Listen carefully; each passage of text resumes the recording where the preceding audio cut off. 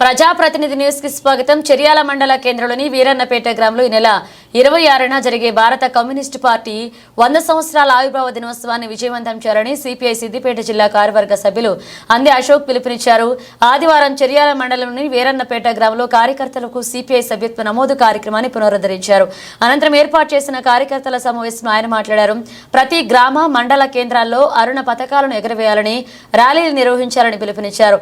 దేశ స్వాతంత్ర సాధనలో తెలంగాణ తొలి మలిదశ ఉద్యమాల్లో కమ్యూనిస్టుల పాత్ర ఎంతో కీలకమని, ఆవిర్భావ వారోత్సవాలలో సిపిఐ పార్టీ చరిత్రను ప్రజలకు వివరించాలన్నారు. ఈ కార్యక్రమంలో సిపిఐ జిల్లా సమితి సభ్యులు ఈరి భూమయ్య, పొన్నబోయిన మహేందర్ తదితరులు పాల్గొన్నారు. సిపిఐ 100 సంవత్సరాల ఆవిర్భావ వేడుకలను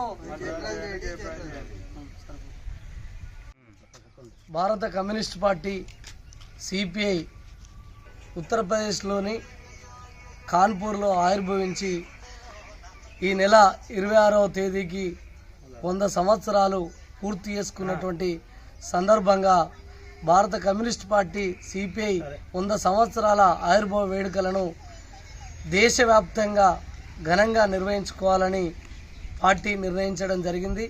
ఆనాడు తెలంగాణ రైతాంగ సాయుధ పోరాటానికి నాయకత్వం వహించి 4500 మంది కమ్యూనిస్టులు రక్త తర్పణం చేసి 10 లక్షల ఎకరాల భూములను పేదలకు వంచినటువంటి ఘనమైనటువంటి చరిత్ర భారత కమ్యూనిస్ట్ పార్టీ సిపిఐకి మాత్రమే దక్కింది. మరియు భారతదేశానికి స్వతంత్రం రావాలని స్వతంత్ర ఉద్యమంలో కూడా కీలక పాత్ర పోషించింది. ప్రత్యేక తెలంగాణ రాష్ట్రం ఏర్పాటుతోటే ఈ రాష్ట్ర ప్రజలకు న్యాయం జరుగుద్దనే ఉద్దేశంతో గల్లీ నుంచి వెళ్ళి ఢిల్లీ దాకా ఒకే మాట ఒకే బాటతోటి ప్రత్యేక రాష్ట్ర సాధన కోసం పోరాటం చేసి రాష్ట్రాన్ని సాధించేంత వరకు పడమ తిప్పకుండా ఉద్యమాలు నిర్వహించినటువంటి చరిత్ర సిపిఐకి మాత్రమే ఉంది.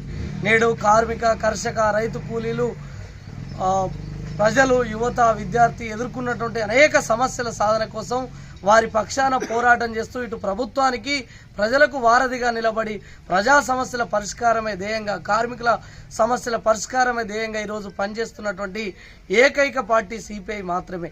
మరి రోజు స్థానికంగా ఉన్నటువంటి అనేక సమస్యల మీద వెలికి తీస్తూ ఇటు అధికారులకు కానీ ఇటు ప్రభుత్వాన్ని కానీ మేల్కొల్పుతున్నటువంటి పార్టీ సిపిఐ పార్టీ మాత్రమే.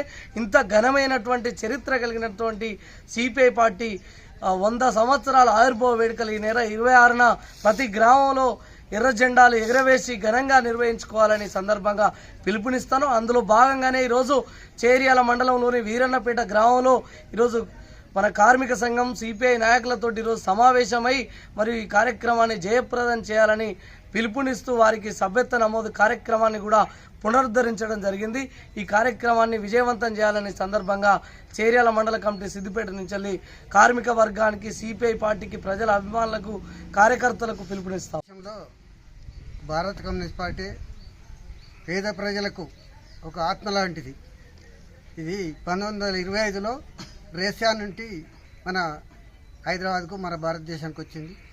అంతకాలం ముందు ఎట్టి శాఖ నుండి వారం రోజులు కూడా పనిచేసి వారానికి ఒక్క రోజు ఇంటికి వస్తారు అన్నాడు కార్మికులు.